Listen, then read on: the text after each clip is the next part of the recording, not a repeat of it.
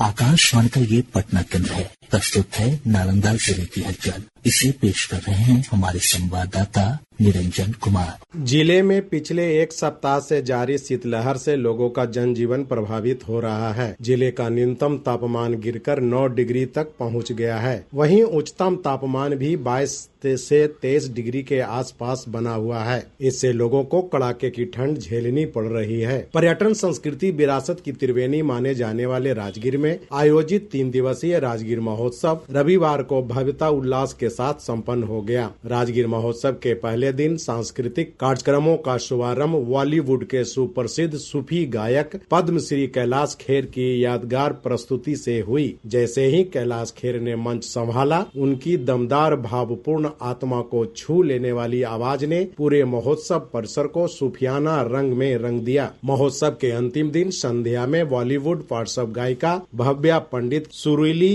भावनात्मक गायकी के नाम रही। महोत्सव की अंतिम शाम केवल बॉलीवुड संगीत तक सीमित नहीं रही, बल्कि इसमें लोक शास्त्रीय कलाओं का भी सुंदर समन्वय देखने को मिला। स्थानीय कलाकारों ने पारंपरिक नृत्य, लोकगीत, विविध सांस्कृतिक प्रस्तुतियों के माध्यम से बिहार की समृद्ध सांस्कृतिक विरासत को जीवंत रूप में मंच पर उतारा। महोत्सव के दौरान दंगल प्रतियोगिता का भी आयोजन किया गया था, जिसमें देश के विभिन्न राज्यों से आए पुरुष महिला पहलवानों ने अपने दमखम, कौशल, जुझारूपन का शानदार प्रदर्शन किया। राजगीर महोत्सव के अवसर पर आयोजित टमटम साज सज्जा प्रतियोगिता ने दर्शकों का खूब ध्यान आकर्षित किया। वैश्विक ज्ञान संस्कृति की आदि भूमि राजगीर के अंतर्राष्ट्रीय कन्वेंशन हॉल में आयोजित 5 दिवसीय नालंदा साहित्य महोत्सव संपन्न हो गया। इस साहित्य महोत्सव का उद्घाटन राज्यपाल आरिफ मोहम्मद खान, पद्म भूषण डॉक्टर सोनल मानसिंह, सांसद लेखक शशि थरूर, नालंदा विश्वविद्यालय के कुलपति प्रोफेसर सचिन चतुर्वेदी, नव नालंदा महाविहार विश्वविद्यालय के कुलपति professor Siddharth Singh, chairperson D Alia द्वारा दीप प्रज्वलित कर किया गया। इस महोत्सव में भारत सहित दुनिया के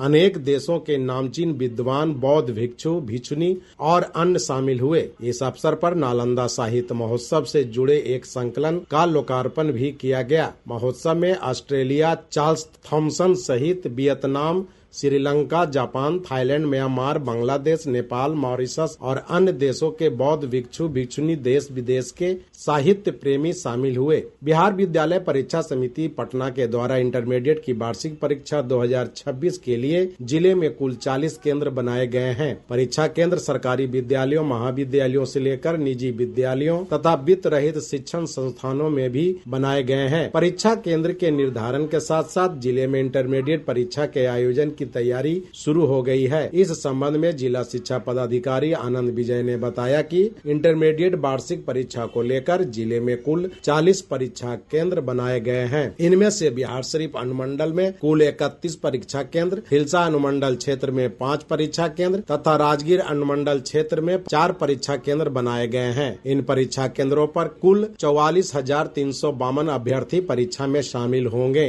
राजगीर के खेल परिसर स्थित हॉकी मैदान में आयोजित 4 दिवसीय राज्य स्तरीय विद्यालय हॉकी प्रतियोगिता अंडर 70 बालिका वर्ग का फाइनल मुकाबला गुरुवार को उत्साहपूर्ण माहौल में संपन्न हो गया। इस प्रतिष्ठित प्रतियोगिता में नालंदा सिवान की टीमों के बीच फाइनल मुकाबला हुआ। इसमें नालंदा की बालिका हॉकी टीम ने शानदार प्रदर्शन करते हुए सिवान को 5-0 से पराजित कर ट्रॉफी पर कब्जा जमा लिया। पूरे मैच के दौरान नालंदा की खिलाड़ियों ने आक्रामक खेल का प्रदर्शन किया। एशियन हॉकी फेडरेशन AHF ने राजगीर के बिहार स्पोर्ट्स एकेडमी को Asian hockey federation academy centre of excellence का आधिकारिक सर्टिफिकेशन प्रदान किया है।